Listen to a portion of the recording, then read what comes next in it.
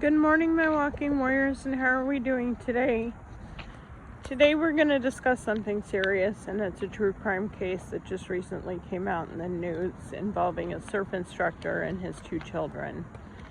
And just a little bit of a warning, this is not suitable for children, as we will be discussing some serious criminal content, and it's best if you do not listen to this in front of any children. I'm just going to go ahead and jump in and let's get started. I've got my handy notes and it's 3 pages long, so it's quite a long video today. A surf instructor named Matthew Taylor Clemens, age 40, of Santa Barbara, took his two beautiful children, a 2-year-old son and a 10-month-old daughter, to Mexico, where he fatally shot them with a spear gun. 2-year-old Kalo and 10-month-old Roxy were innocent and beautiful children that enjoyed spending time with their father, especially 2-year-old Kalo, who enjoyed getting on the surfboard with his father, who was teaching him how to surf. Matthew, age 40, used to surf competitively, but 10 years ago he decided to open his own company called Love Water, to have a surf camp to teach kids how to surf. He has a wife named Abby and was also a father to Kalo and Roxy. Matthew has been described as a good friend, family man, and surf instructor by friends of the family. He is married to his wife Abby Coleman, who supported his decision to open the surf camp. She was his #1 supporter, his cheerleader, his everything, and she stayed home with the children and watched the children while he did this surf camp. It is unclear to me right now. I have not been able to find out if she actually worked outside the home, but it sounds like she was his main driving force and cheerleader. Matthew is on August 7th, Abby, his wife, called the police in kind of a worried state, but not a frantic state, phone call. So the police didn't think it was an emergent situation. Abby stated that her husband took the two kids in the family's specialized camper van, and by specialized I mean it was made for the purpose of camping. But what concerned Abby was that he did not take the children's car safety seats when he took the children.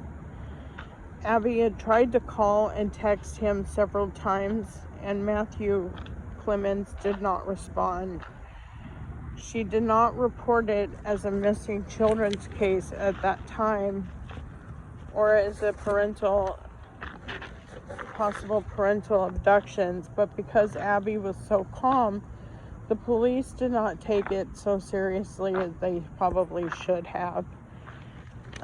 She had a very calm demeanor. She thought she could trust her husband. You know, this is the man that she's been married to. This is the father of her children. And she thought they're with their dad. You can't blame her for that. She was somewhat calm. The police didn't take it seriously.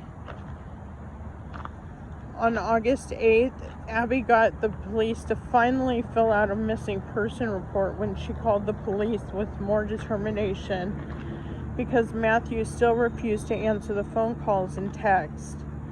The police helped Abby access the, quote, "Find Your Phone" app, end quote, and found that Matthew was in a resort town called Rosarita Beach in Mexico, which is south of Mexico, United States border. It's a 6-hour drive from Santa Barbara and 20 miles south of the Mexico-United States border. At this time, the FBI was brought in to help Abby find her children. I think at this point in time, the police were actually consider this as a parental abduction, or parental kidnapping, also known as. And she was scared. She had been trying to reach her husband. He refused to answer the phone. He refused to return her text messages. And she didn't know what was going on. All she knew was he had their children. The car safety seats were at home. She didn't know how he got down there, which, come to find out later, he drove them in this specialized van without their car safety seats, with the children just sitting there. On August 9th, a farmer reports to the Mexican police that he found 2 small children dead in shrubbery near Rosarita Beach. At that time, Matthew Coleman is seen trying to cross back into the U.S., where he was pulled over due to suspicions of the fact that when he handed Border Patrol his registration, it appeared to have blood on it. The FBI was notified of the 2 small children they had found in the brush, 10-month-old Roxy found discarded in a box, and the Mexican police sent the FBI pictures of the 2 babies where they were identified as 2-year-old Kalo and 10-month-old Roxy. If not for the FBI having the missing children's posters and having those pictures, they probably would not have been able to identify them as quickly as they did. Matthew Coleman was detained and arrested at the border, and the police handed him over to the FBI. Matthew told the FBI that he received visions from QAnon and the Illuminati that gave him, which included his wife had serpent DNA and was passing it along to his children, and he feared that, quote, demons would take over his children and turn them into monsters. When asked by the FBI how he killed them, Matthew told the FBI that between the hours of 3 a.m. to 6 a.m., he left the resort hotel with his children and shot them with a spear gun. A spear gun is a large gun like a hunting tool that you use for large fish and sharks. When he shot 10-month-old Roxy in the chest, she died instantly, where he then put her body carelessly in a box and put it in shrubbery, and then shot 2-year-old Kalo in the chest, but he did not die right away. So he shot Kalo numerous times after that until he died, and then put his tiny body in the shrubbery as well. He then returned to the hotel childless and checked out to return back to the United States. The FBI asked if he knew what he had done, and he responded that he did, quote, but it was the only course of action to save the world, end quote.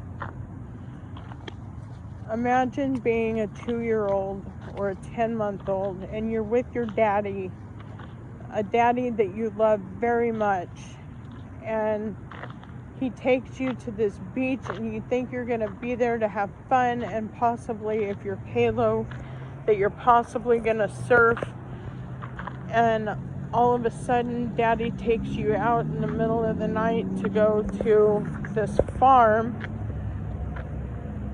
or actually I guess it was a ranch, and he shoots your baby sister right in front of you with a spear gun, and you're just frozen in place because you can't imagine that your daddy's going to kill you next.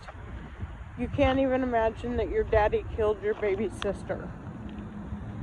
It's heartbreaking and it's heart-wrenching. I can't even imagine. Kalo was a beautiful little boy. He had a little, like, shoulder-length hair that was curly, and he liked to get on the surfboard with his dad, and his dad was slowly teaching him how to surf, how to respect the board, how to run it through the waves, all sorts of things. And Roxy was just a very innocent 10-month-old little girl that just loved her parents. And can you imagine being Abby, sitting there at home, not knowing what's going on, not knowing that your husband has gone off the deep end, blaming the QAnon and the Illuminati for visions that says that you have to kill your children. Now, some of you may be wondering what QAnon is, and I didn't get quite the grasp of understanding it very well. It has something to do with a conspiracy theory surrounding Donald Trump's presidential election, and that's pretty much all I could gather. it was very, very confusing to me. So I can't even try to begin to explain what it is. But, and I'm not 100% sure what the Illuminati factor is in all this, nor do I have a very good understanding of the Illuminati. I just know that there's a lot of conspiracy theories that go along with the Illuminati, and I will definitely do some more research. And as this case progresses, I will definitely keep you updated into what's going on. Right now, he's currently going to be indicted by the United States Supreme Court for the deaths of his children. But I haven't been able to find yet what they're going to be indicting him on, if it's going to be first-degree murder, second-degree murder, or if there's going to be kidnapping charges in there. I'm not really sure. I couldn't find anything that went along with that. So my heart is broken, and I pray for these children that their souls have made it to heaven, or wherever you believe, the good place, because they didn't deserve this. They didn't deserve what God, or what their father did to them, not God. They deserve everything that God has to offer them, whether it be a huge playground in the sky to puppies and rainbows, you know. But their father definitely does not deserve to see the light of day. And I wouldn't be surprised if his lawyer tried to get him off with an insanity plea, because he sounds like he's off his rocker. He seriously does. He sounds like he's just making excuses for all this, and he sounds like it's familicide. Familicide is when you kill members of your own family, and that's exactly what this is. It's familicide, and it's heartbreaking because Abby is now left without her children, without her husband.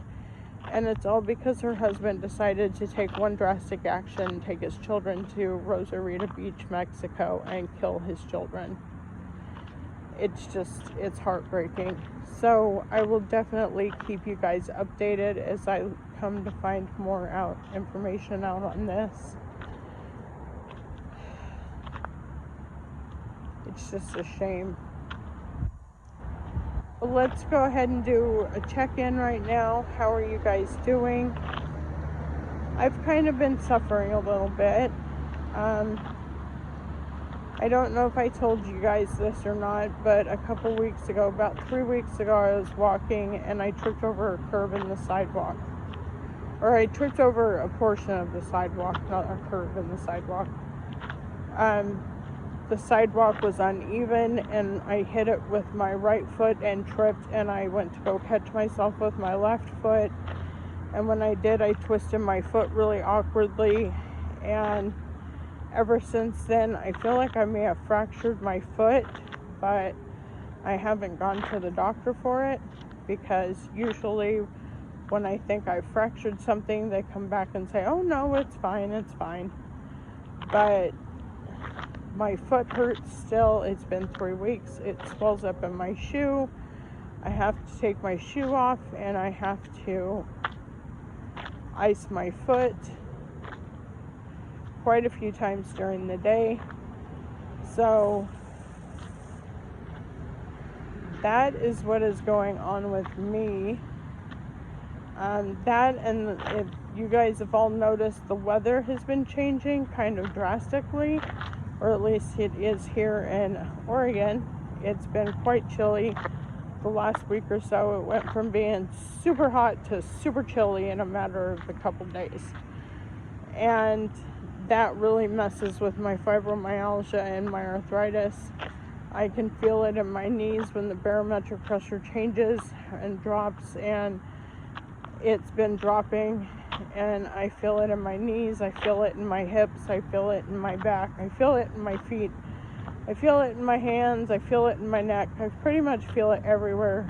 And not to mention, I've been suffering from headaches and migraines for the last week or so. So that's what's going on with me. I know it's not very exciting, but I'm still managing to get out there and push myself and walk. So I guess that's what I want to know from you guys. Have you guys been doing your walking? Have you guys been able to get out there and push yourself and go for the gold of walking? They should make it an Olympic sport, walking. See how many people can walk in a matter of 2 hours or something like that. But I've managed to make all my goal steps in. I haven't made like my minimum goal, which is 10,000 steps. I've managed to make those, but I haven't managed to get up there in the 9-mile range just because of my foot and everything else in my body. But I'm still getting out there and I'm still walking. And you know, if you have a Fitbit and you don't swing your arms, it doesn't count your steps right, I've noticed. My Fitbit is always about 1,500 steps different from my pedometer on my phone, which my pedometer does it by the actual movement of the phone when you walk. So I've noticed a huge difference. Oh, and an update with my son, because I had reached out to you guys about my son. He and I have been getting along better. He's starting to listen better. He's not being so combative.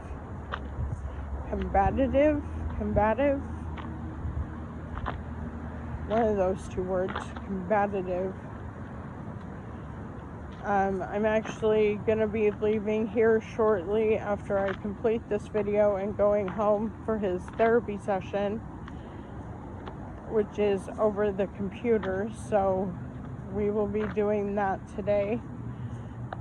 And I will probably be icing my foot while we do that. But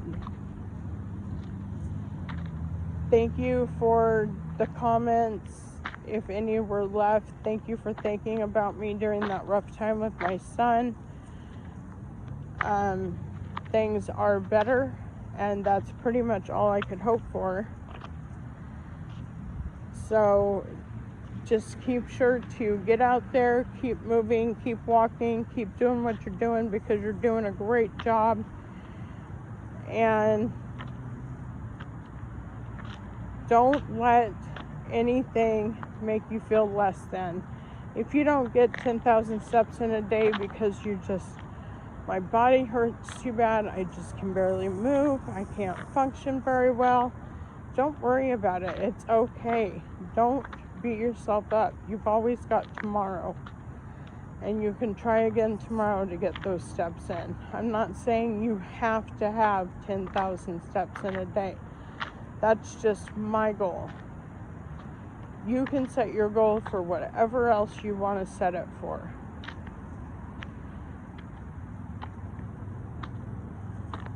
So keep that in mind. Don't worry about what other people may think. Don't worry about not getting 10,000 steps in. You just do you. And if you get 5,000 steps in, hey, you're doing a great job. If you get 2,500 steps in, you're still doing a great job. Just as long as you get off the couch and you go out there and you do something for yourself, you're doing a great job. And it doesn't have to be walking. You can bicycle, you can jog, you can swim, you can do anything. As long as you get off that couch and go out there and do some sort of exercise, you're doing it, and you're doing a great job. Just keep that in mind. So that is going to be it for today. Please take a minute to remember the Coleman children, Kayla and Roxy, and put a prayer out there for Abby Coleman as well, who lost her children due to this delusion. And you guys just have a great and wonderful day, okay? And I will see you again in a couple days.